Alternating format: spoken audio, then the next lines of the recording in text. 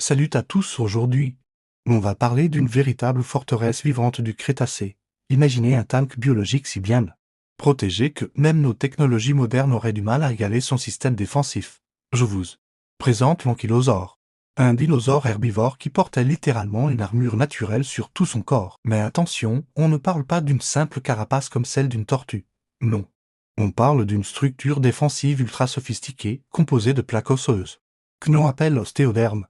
Fusionnée avec sa peau, cette armure était si impressionnante qu'elle pouvait résister aux morsures des prédateurs les plus redoutables de l'époque, comme le T-Rex. Pour vous donner une idée, imaginez une mosaïque de plaques osseuses, chacune parfaitement ajustée aux autres, créant une protection quasi impénétrable. Les scientifiques qui ont étudié ces fossiles ont fait des découvertes fascinantes. La structure de cette armure naturelle présente des similitudes étonnante avec nos technologies modernes de protection. Les plaques étaient organisées en couches superposées, un peu comme nos gilets pare-balles actuels, mais avec une efficacité peut-être même supérieure. Mais ce n'est pas tout.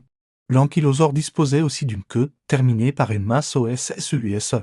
Une véritable masse d'armes naturelle, cette queue était si puissante qu'elle pouvait briser les os d'un prédateur qui s'approchait trop près. C'était à la fois un bouclier et une arme de défense active. La nature a vraiment fait preuve d'une ingéniosité incroyable. Cette armure n'était pas qu'une simple protection passive, elle était parfaitement adaptée à la thermorégulation, permettant à l'animal de maintenir une température corporelle stable malgré le poids de son armure. Les scientifiques pensent même que certaines parties de cette armure pouvaient servir à la communication entre individus, peut-être en changeant légèrement de couleur. Ce qui est particulièrement fascinant, c'est que cette armure s'est développée progressivement au fil de l'évolution. Les premiers ancêtres des ankylosaures n'avaient que quelques plaques éparses. Au fil des millions d'années, cette protection s'est perfectionnée pour devenir la forteresse vivante que nous connaissons.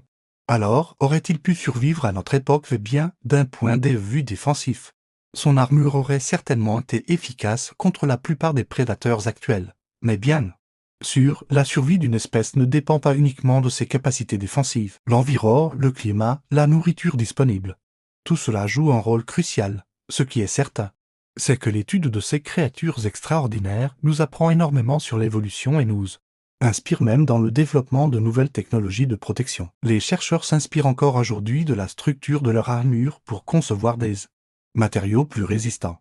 Si vous avez aimé cette plongée dans le monde fascinant des dinosaures blindés, n'oubliez pas de vous abonner à Les Secrets du Crétacé. On a encore tellement de mystères passionnants NTS à explorer ensemble. Laissez-moi votre avis dans les commentaires. Pensez-vous que l'ankylosaure aurait pu tenir tête aux prédateurs modernes? Merci d'avoir regardé cette vidéo. On se retrouve très bientôt pour de nouvelles découvertes préhistoriques extraordinaires. À plus dans le Crétacé.